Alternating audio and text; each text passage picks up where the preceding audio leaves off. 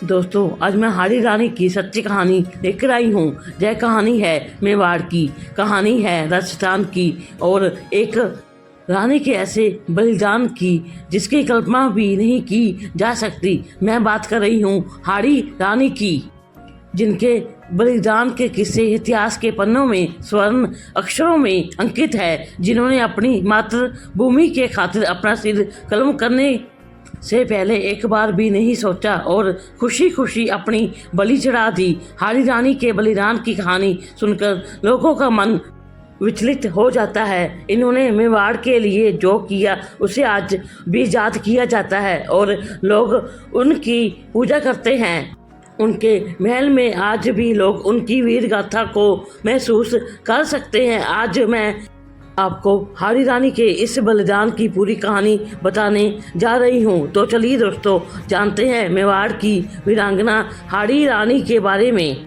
हाड़ी रानी बुद्धि के हाड़ा शासक की बेटी थी, जिनकी शादी उदयपुर मेवाड़ के सलूबर के सरदार राव रतन सिंह चूड़ावत से हुई। बाद में इन्हें इतिहास में हाड़ी रानी के नाम से जाना गया। हाड़ी रानी एक ऐसी वीरांगना थी जिन्होंने अपने सतीत्व की रक्षा के लिए अपने पति को उसका फर्ज याद दिलाने के लिए अपना सिर ही काट कर पेश कर दिया, ताकि वह अपनी नई नवेली दुल्हन के मोहपाश में बंधा अपने राष्ट्र धर्म से विमुख ना हो।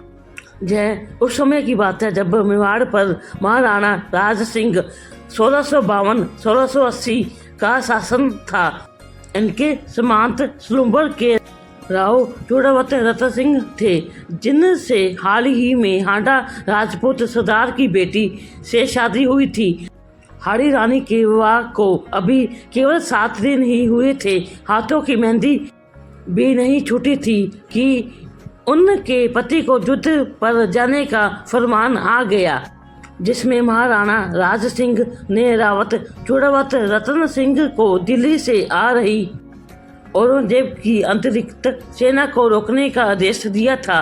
चूड़ावत रतन सिंह के लिए यह संदेश उनका मित्र शार्दुल सिंह लेकर आया था। पत्र पढ़कर चूड़ावत रतन सिंह का मन व्यथित हो गया। अभी उनके विवाह को 7 दिन ही हुए थे और पत्नी से बिछड़ने की घड़ी आ गई थी। कौन जानता था कि युद्ध में क्या होगा। एक राजपूत रणभूमि में अपने शीश का मोह त्याग कर उतरता है और जरूरत पड़ने पर शीश कटाने से भी पीछे नहीं हटता।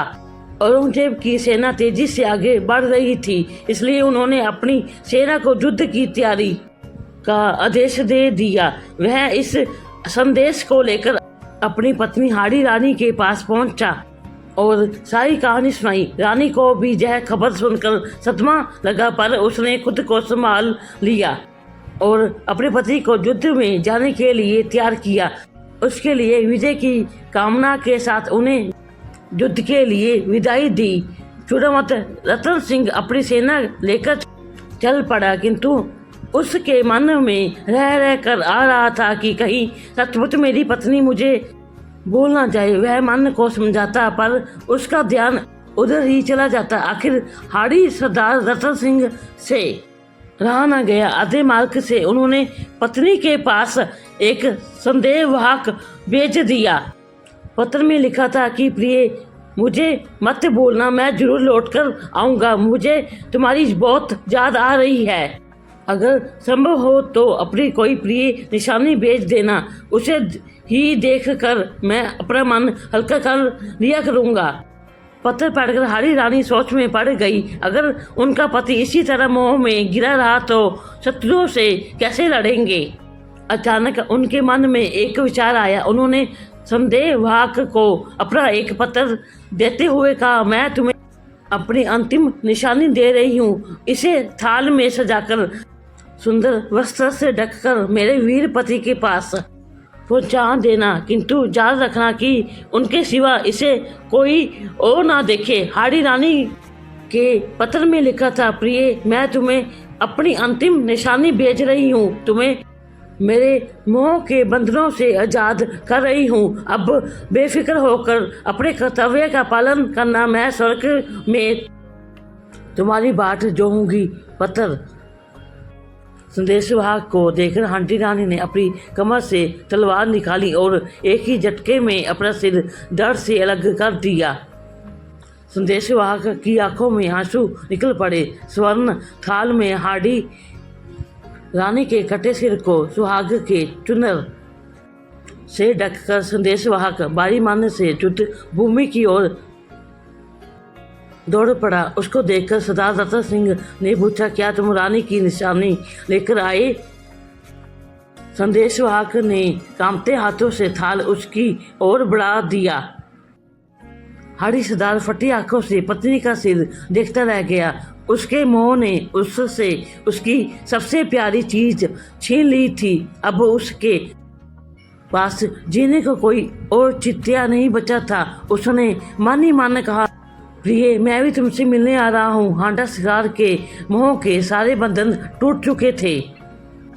वह दुश्मन पर टूट पड़ा। उसने इतनी वीरता दिखाई थी जिसकी मिसाल मिलना बहुत मुश्किल है। वह जीवन की आखिरी सांस तक संघर्ष करता रहा। उसने औरंगजेब की सहायक सेना को तब तक आगे नहीं बढ़ाया जब तक मुगल बादशाह मैदान छोड़कर भाग नहीं गया। लेकिन इस जीत की हकदार हांडी रानी थी, जिन्होंने देश हित के लिए अपने प्राणों की आहुति ही दे डाली ताकि उसके पति चूड़ावत रतन सिंह बिना किसी चिंता और परवाह के अपने साहस और पराक्रम को युद्ध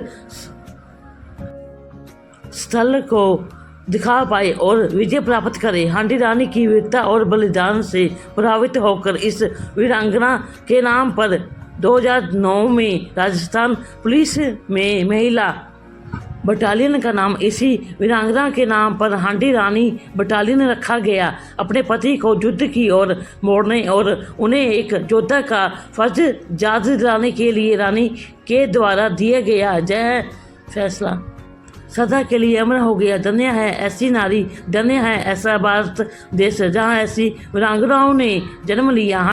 हांडी रानी का नाम आज भी बड़े आदर और सम्मान के साथ लिया जाता है। हांडी रानी को मेरा सत सत नमन। दोस्तों, आपको जय हांडी रानी की कहानी कैसी लगी और आपने इससे क्या सीखा, मुझे कमेंट और लाइक करके बताएं और अपने दोस्तों को शेयर करें। और मेरी ऐसी वीडियो देखने के लिए मेरे चैनल को सब्सक्राइब करें